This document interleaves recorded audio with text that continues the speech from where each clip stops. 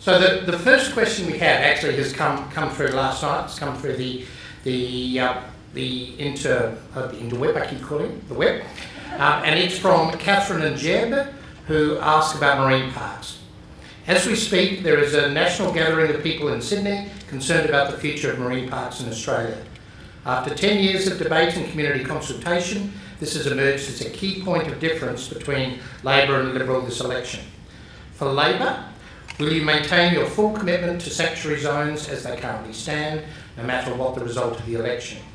And for the Liberals, what is the scientific basis for a threats-based approach over the current comprehensive, adequate and representative, or CAR, approach?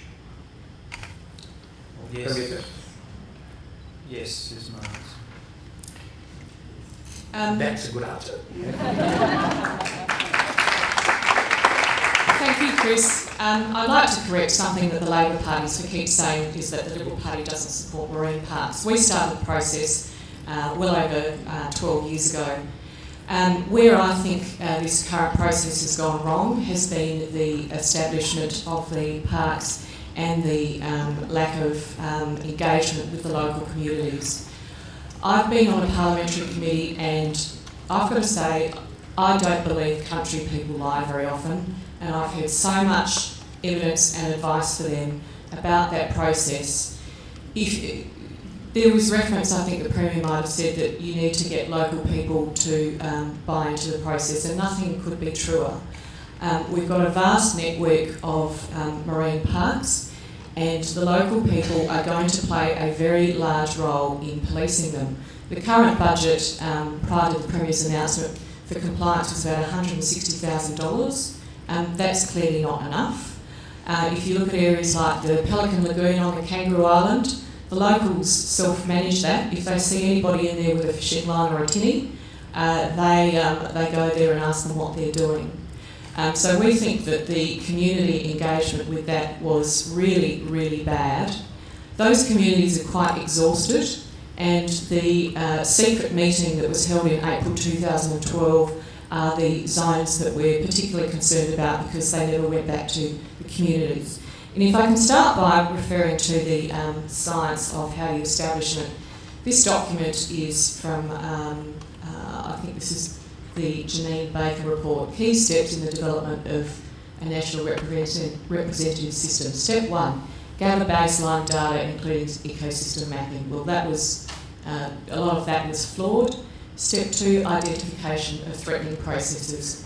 Now that never actually took place. So that unfortunately is the legacy of where this was at. If we look at the land care example, working in conjunction with regional communities would have been the way to work it, but I probably don't have too many friends in the room for what I've just said, but I really think you've got to get the community with you, and when you do, you treat them the way this current government has treated them.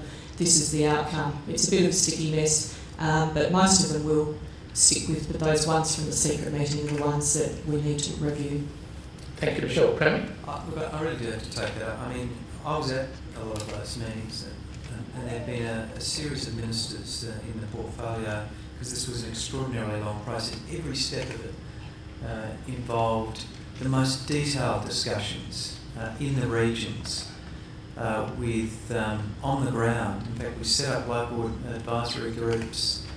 I mean, it was a Rolls-Royce consultation process. It's probably the best consultation process I've seen in 12 years of being in public life. Now, you might criticise the outcome of it, but it is just not fair to the public servants involved to just sweat blood over that process, and also the efforts that were made by all of us to get to grapple with these things. The truth is, we make compromises, which largely because of the resistance of some of the fishing and commercial interests, which we probably would have preferred not to make, but we were trying to pay respect to those regional communities and trying to address their concerns and trying to build a consensus, because we were powerfully influenced by the fact that we were going to have to rely upon the users of the resource to be able to police these marine parks. So we put an above average premium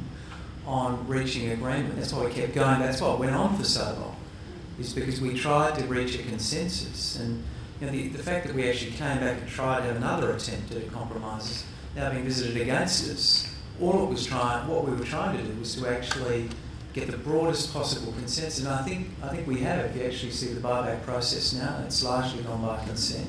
I think there's been a large amount of consensus. There are still some people that are upset, but I think it's been a great process. Thank you very much.